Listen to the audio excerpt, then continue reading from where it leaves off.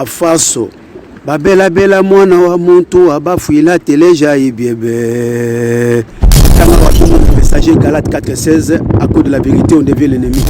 Désormais à partir d'aujourd'hui chaîne Nabino et Fungwami sur YouTube TV au petit Congo Bic et Rouge TV avec votre émission Congo Évangile à marche. Objectif dénoncer tous les antivaleurs et changement de mentalité. Mais c'est très dangereux. Tatananda moi c'est que mon côté 4 ans akoyaka kuna okoyaka kutuna ete uti wapi balobi na yo nini uzali kosa te na baza kusukula ye po milimo ya mabelungwa engai mobali na yo kusukula ngai to bele ye 51 ans ya indépendance pona nini mboka ya biso ekufi mboka ekufi pona moyibi mboka ekufi pona lokoso ya mbongo mboka ekufi pona corruption moko na bino akumitu na lobi ndenge nini tokobikisa mboka Congo mpo tobikisa mboka Congo il faut eloko moko il faut bolingo ya Congo il faut bolingo ya ndeko na yo congolais massivement sur votre chaîne Congo Bic et Rouge TV. Abonnez-vous massivement sur votre chaîne Congo Bic et Rouge TV.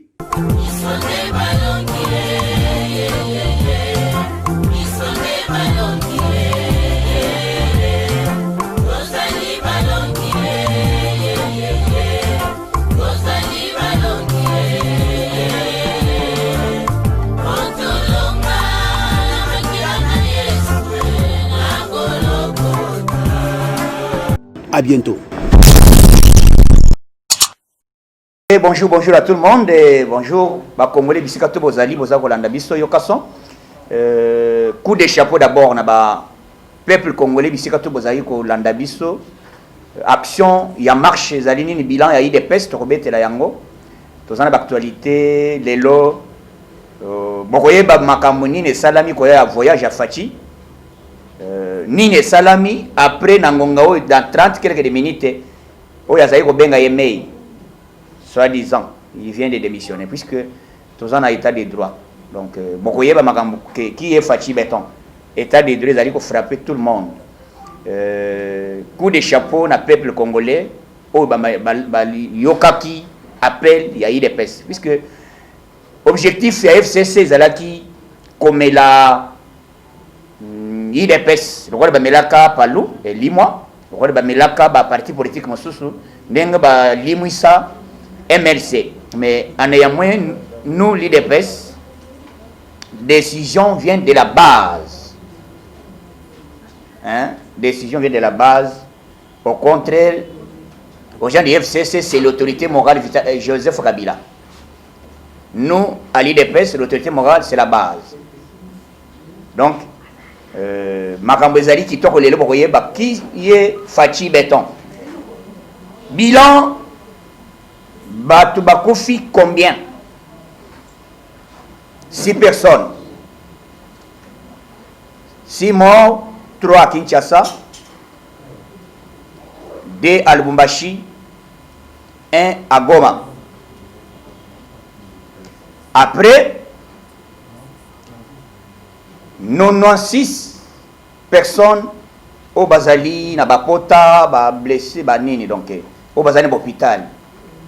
Ba mususu 113 au Bazali arrêté. Yango to sengi, vous comprendre et l'autre tout ça qu'on déplorer. Nous l'IDPS au pouvoir. ministre de l'Intérieur de l'IDPS. On compte encore des morts.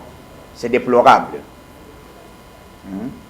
Cette histoire, Tolinga quitté que esa la kakalissus pour la deuxième fois. Toloba yango mbala ebele, tolobela yango que ekoki ko sala malisusu te na pouvoir afachi makile tanga. Nani asali ke makile tanga. C'est pourquoi nous l'IDPS tozali tellement indignés na comportement ya ministre de l'Intérieur à monsieur Gilbert, monsieur qui s'appelle monsieur Gilbert Kankonde. Il doit être limogé. C'est pour cela nous, la base de l'IDPS, nous demandons à l'immédiat. Il doit être limogé. Comportement du ministre intérieur, dans le territoire, dans la province, le chef du quartier, bazali ko dépendre na ministre intérieur, police, gouverneur, tout bazo dépendre du ministre intérieur. Nani apesi ordre babete lisasi. Bokoyoka que chef de l'État lui-même, le garant de mon fonctionnement, il a appelé M. Kassongo. Tu portais plainte, l'IDPS. Tu portais plainte na Kassongo Silvano. Tu portais plainte na Mwana Masi Karine. Moussous na général commandant bazala aux arrêts. Tu peux permettre le bongo isala mateli wali sous na pouvoir ya fachi. Ya ngoto zo yebisa bino FCC comme bino bozali ba provocateur. Ya masolo biso sikotoye. Toye donc masolo ezali kopela moto ndenge tozaboye tokosala mosala à tout moment nanu bolungu lokole bolungu nanu rejet ya dossier ya monsieur oya seni nani Rosa Malonda nanu bolungu liete soki nanu alongwete à tout moment nous allons toujours descendre dans la rue pour revendiquer notre droit. Aujourd'hui, il y a des choses au biso na web sabino que Congo ezalaki na makambo o bato ba mesana ya yemei ya yebsingai yemei ya yebsingai na chombo kete ko bangate yokaso ba yoka omokamate omokamate boye bagite politique comme elengi ya ndenge mona no yokate soko za mwana IDPS te mbalo bo changer identité changer identité to comme elengi trop suka kokita fachi CPE CPE kiti politique comme elengi siko banani baboma batu depuis 2004 ti komanda 2006 tina lelo banani basere ba crime à vous les comprendre. Donc, Batou Bazo Kangama en bloc. C'était hier, depuis 18h, l'atterrissage forcé. Une forte délégation des membres de ces pays. Est-ce que ces pays va y avoir colonne Massango na Congo? Vous savez que ces pays, bazana ba entreprise moko. Entreprise de ces pays zali ko kanga. Congo combien entreprise il y a ces pays bah il quoi ça là entrepreneuriat à Congo Congo combien dingue tout le monde a rassemblé dans quelques minutes petit alongo musara alongo boulot quelques minutes au moins en tout cas j'ai rends hommage au chef de l'État puisque d'avoir mes nommés voilà mais tu avais dit que vous redémissionnez comment yozo aux ministres en fonction. Ok, ne pas ce message dans les médias que Yémei, ministre en fonction, il y a justice. Au lobby que Yémei a yebsinga ko bangate. Yémei a fait ce message. Et puis Facha Lobaki, na réunion les cas qui avant voyager. Alobaki na linga là où toujours loba oyo. Na FC boy. Kende longola na connexion, kende ko benga Yémei azon sona musala. Petit musala c'est la raté salmi. Puisque les Congolais basaki na ignorance te Kabila ndazo kamba Kabila zo diriger oui Kabila ya ko yebisa ozongisa tunda facha de biso ki bino ngai na bino bolingi to ke na milito tunda libanda Il y a un biso na il dépêche de s'attaquer d'abord na Gilbert Kankonde. Gilbert Kankonde aza ya il dépêche. Ministre intérieur azala monti ya makila moto. Aux exemples, qu'est-ce que vous comprendre? Ministre intérieur, il y a eu des pèses, ordre, il y a des policiers, des ordres, des bêtes, des babouka, des batu, des kota, des pillés. Hein? C'est quelle histoire? Donc, les lots, ils ont mis au point, il y a que na 30 minutes au tozolo bahawa. Tout dans un nini na bureau, il y a premier ministre. A aussi démissionné. Lobby, conseil des ministres de Koti, chef de l'État, a yebisi bande comme Soussou. A lobby, Nazaki un peu étonné na comportement nabino, oibo salaki. Comportement ya que, au moins, tous un régime, il y a information. Non que régime, il y a autorisation. Dès notre peuple a sabini, la police aux alina objectif, il y a qu'à protéger le peuple à Sabini. Mais tant que vous avez commis bête à Massas, nani a baissé ordre. Donc, Karine Azana, tu as un souvenir de Mabé.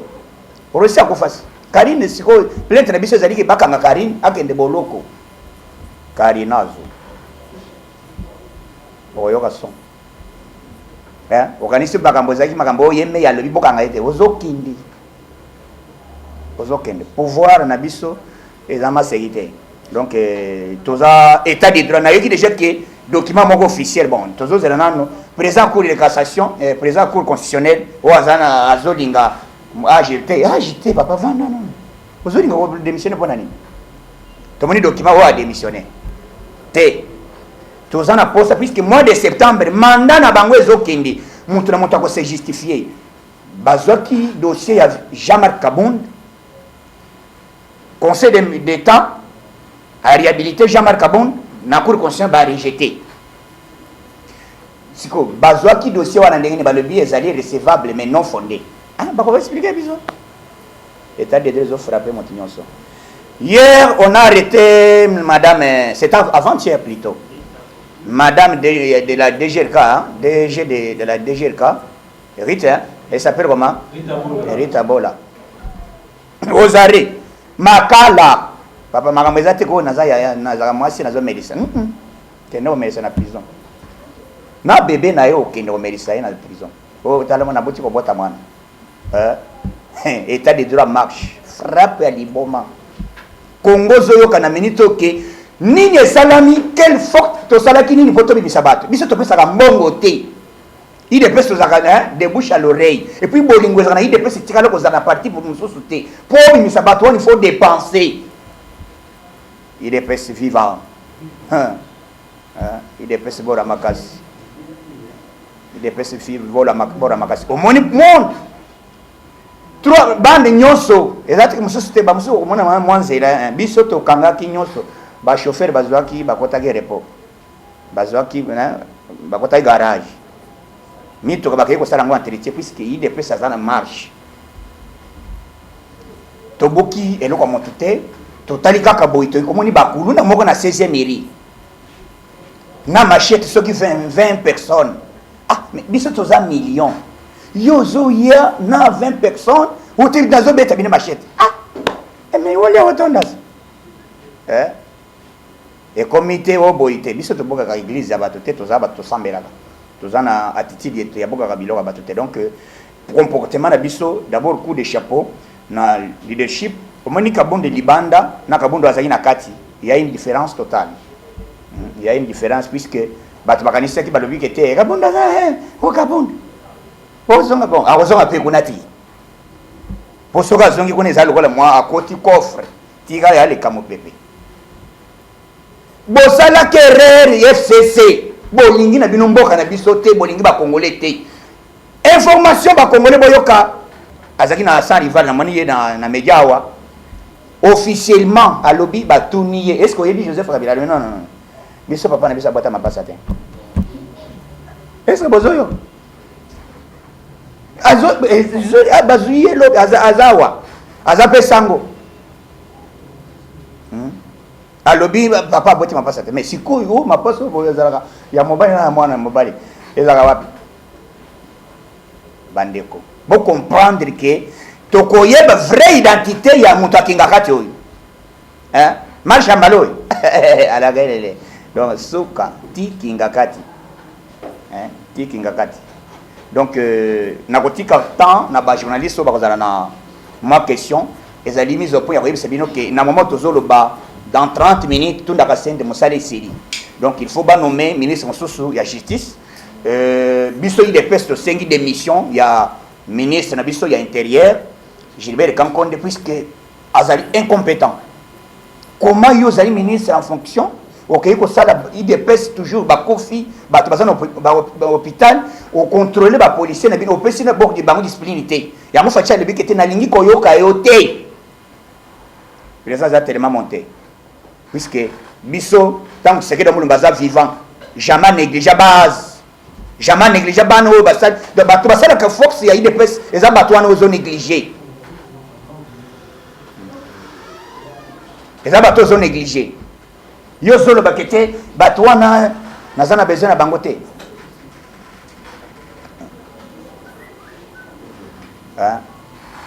ozoya olobi ke te ngai namoni bandeko na biso bakasokisi mosusu puisque bozo comprendre que mboka na biso je pense tokoki kobanga te basakage babeti basali oyo bakosala mais il est peste toza toujours à laquelle il est toza même moral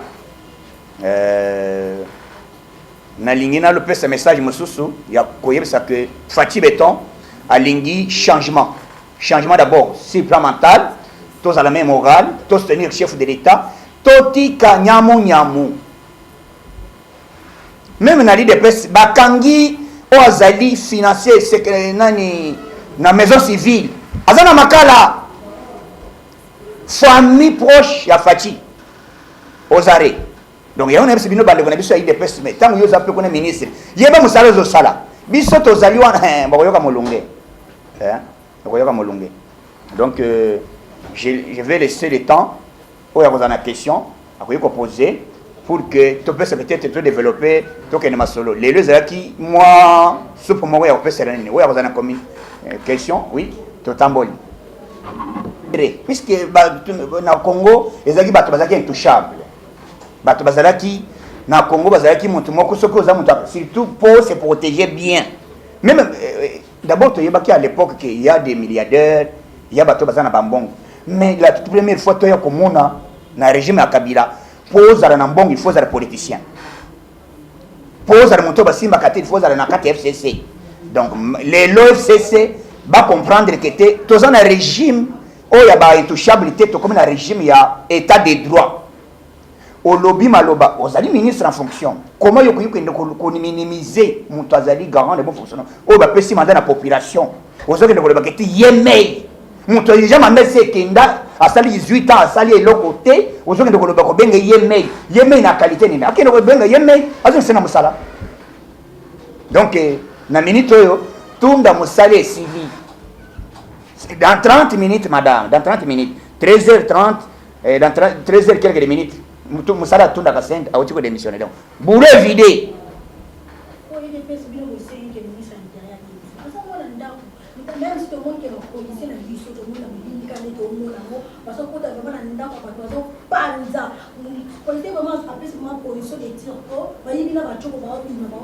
oui ezali manque ya kopesa moral ministre intérieur même à l'époque puisque toujours le bas Basile toujours le par exemple Basile azaki ministre intérieur azaki ya biso ti aide PSP au moins comportement mais azaki ko se comporter donc et là tozoloba ministre intérieur il faut azala mutu ya discipline ce qui appelle discipline au moins biso ide PSP discipliné lobby et mokola marche to beti mutu te to sale le côté mais bangundi ba ko provoquer biso donc tozali il faut mutu azala na moral ministre atelemisa moral a éduqué d'abord les policiers naïe a sanctionné bango c'est pour ça que tous condamné que était à Longwa non que régime il y a autorisation ministre intérieur azali habilité à benga nani nani commandant à ville province même na Congo partout a bengi ba gouverneur a pesi bango éducation que en cas de débordement malgré la péquissi puisque constitution de pesibiso autorisation ya que il faut peuple abima à manifester to senga te biso to senga bango ba prendre acte dès lors la population s'abimi et ça les débordement il faut la police aille ba lulenge nini ya ko protéger mais tant que la police a zo beta massacre gaz oko beta ba panzana mais baba les réels et le chef de l'état il était indigné et bon so qui va avec molimbo kashida to kufia watili ba kutika poste en ville non ba ko nommer président on nommer mususu directement ba ko remplacer donc ezali kamuteko ba ko zela na kati ya liste na biso na kati ya IDPS déclaration ezali déjà officiellement IDPS parti au pouvoir jusque là ba blessé ba to ba dans l'hôpital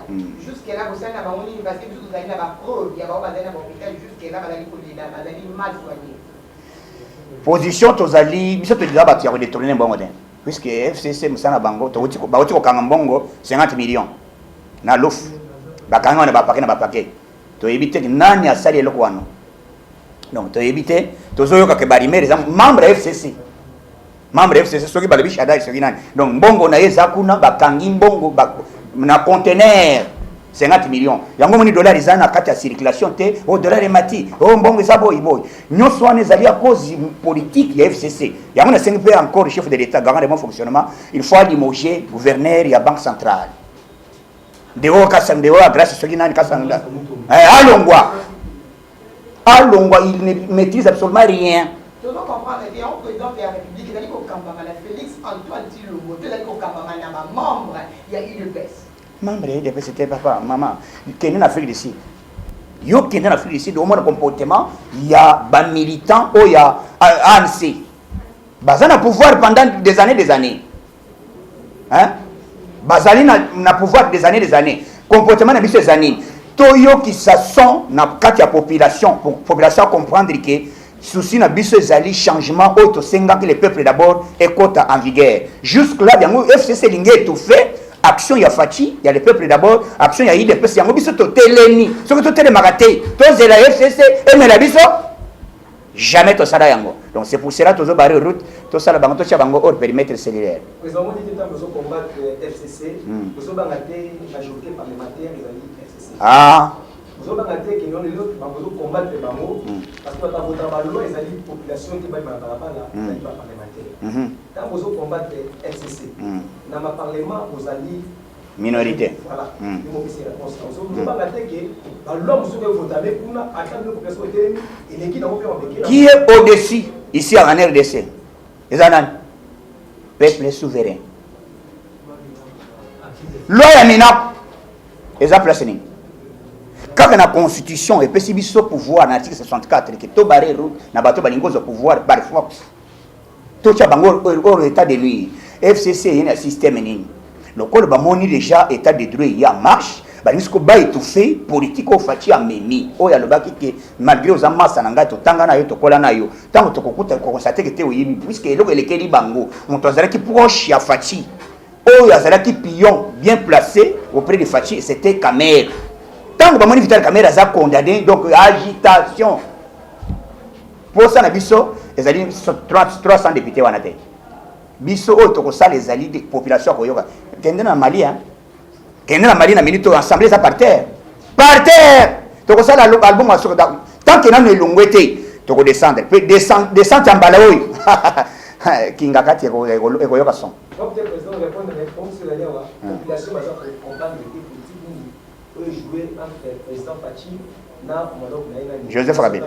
Parce que, à déjà, ça marche, ça va revendication.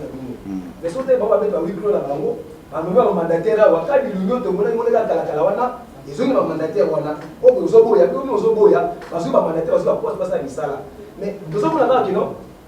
Tanga maman, atkata yomoko mama nangai. Tozana matanga bato bakofi, toya ko fêter, et excusez. Bato bazana hôpital bakuza bela, toya ko fêter inauguration ya monument. Il faut comprendre d'abord que ni ko na ba réseaux sociaux, ba ko bagate bazo sala aventure, bazo kosa tala boy. Voilà au moins bit ya inauguration ya monument o basali ya Etienne Sekedi ezali que ba pourtant to landana ba trosa na hôpital to landana na makamba bibembe to yeba après nde to ya ko fêter to ya ko sa inauguration na to ko iko arrêter na matanga to zolela to bima to fêter. Est-ce que zolela na mama na seli o bezo ati mama na mbalaka ta ya Thompson o banda olia. Oui. Et les progrès sociaux.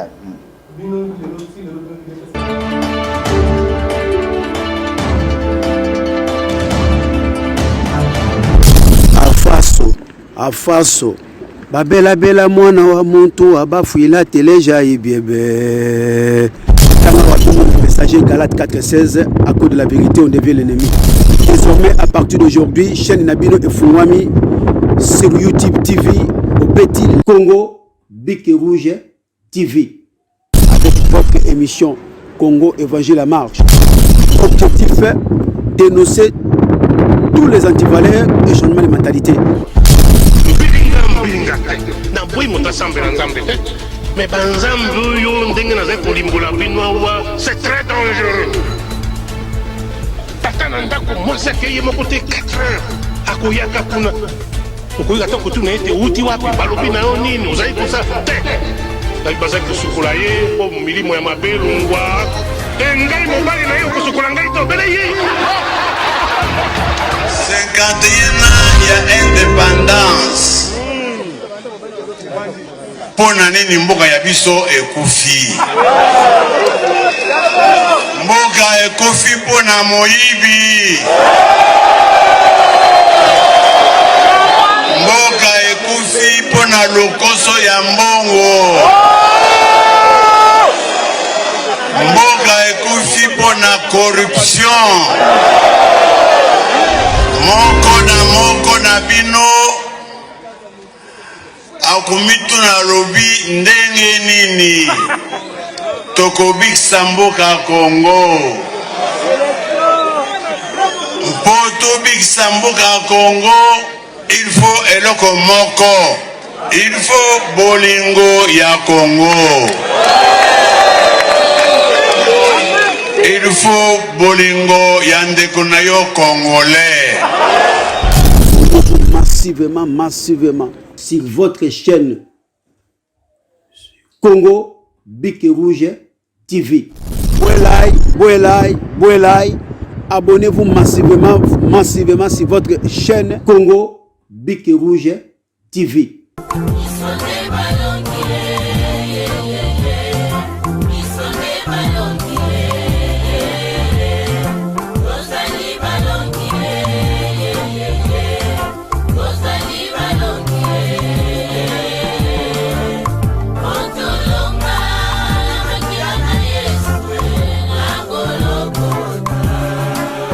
À bientôt.